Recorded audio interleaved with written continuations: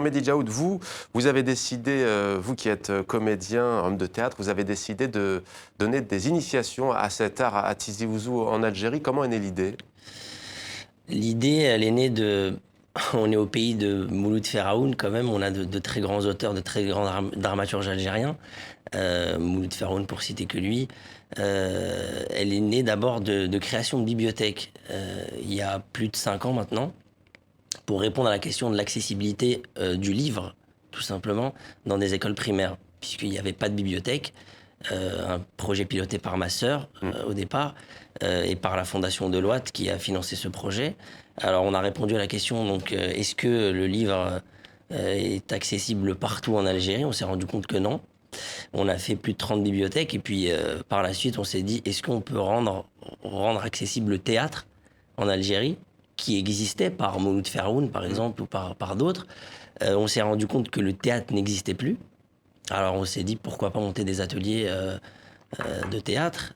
Le début d'un long projet d'ailleurs, puisque la suite ce sera un blog avec un groupe en France, notamment le lycée de Sarcelles. C'est en discussion en ce moment avec la fondation Deloitte pour créer un lien avec eux là-bas et échanger des textes que nous on a eu déjà quand on était allé là il y a un mois en Algérie. Texte en quelle langue d'ailleurs? En français, en arabe. Ouais. En kabyle un peu, des textes très très forts qu'ont écrit les ados sur leur maman, par exemple. C'est des choses qui ressortent beaucoup.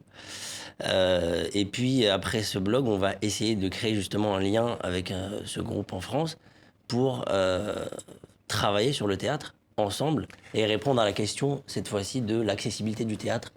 Alors justement, comment ces jeunes ont-ils vécu cette expérience théâtrale? Que leur a apporté la scène selon vous? Que vous disent-ils?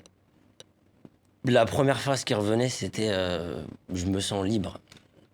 Libre de pouvoir parler sur une scène de théâtre. Donc ça, c'est ce qui revenait le plus. Et puis libre de jouer, tout simplement, et quelque chose de très fort, puisque évidemment l'appui c'est le texte, et ils se rendent compte que le texte est très fort, et qu'on peut le dire d'une manière drôle, par exemple comme le songe d'une nuit d'été qu'on a travaillé. Iyam Abbas, être libre, c'est ce que permet la scène, vous que nous avions reçu pour Phèdre les oiseaux il n'y a pas si longtemps. Absolument, c'est drôle parce que ça fait vraiment, je t'entends parler et il y a un truc qui résonne à l'intérieur de moi parce qu'à l'époque de Phèdre les oiseaux avec Jean-Baptiste Sastre, le metteur en scène, on était parti au camp de réfugiés de Balata à Naples et on a fait ça au centre Jaffa avec les gamins du centre et pareil en fait, c'était incroyable la façon dont ils approprient ce texte et ça devient le leur. Ça veut dire que même si c'est le cœur de Phèdre les oiseaux qui parle, les mots résonnaient à l'intérieur d'eux comme si chaque mot était partie de leur expérience au quotidien. Et donc il n'y avait plus de séparation. Il n'y avait plus de séparation entre la vie et le théâtre. La vie dans le camp et ce lieu où ça permettait une sorte de plateforme de se libérer et dire haut et fort leurs sentiments, leur passion aussi, leurs rêves, chacun à sa manière. C'est trouver un endroit pour ce texte pour que ça devienne quelque chose qui présente quelque chose de lui en fait.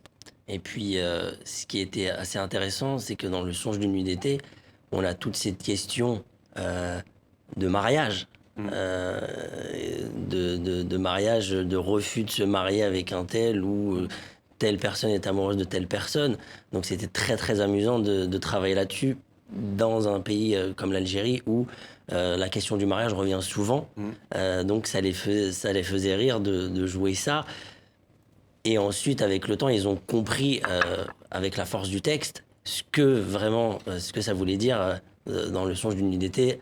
Le mariage et le non-mariage aussi, et toute cette histoire de refuser de se marier. Est-ce que c'est dans les tuyaux de voir cette troupe algérienne jouer en France, notamment vous évoquiez Sarcelles aussi? C'est en train de se faire, notamment avec l'ambassade de France qui a aussi piloté le projet, mais notamment la fondation Deloitte. On est en train d'essayer de le faire. Après, il y a des questions, évidemment, qui sont compliquées par rapport à ça, notamment la question du billet d'avion et du visa et de la circulation. On en parlait, par exemple, avec les migrants. Donc, c'est un problème en ce moment qui est difficile. Mais bien sûr, oui, c'est en cours.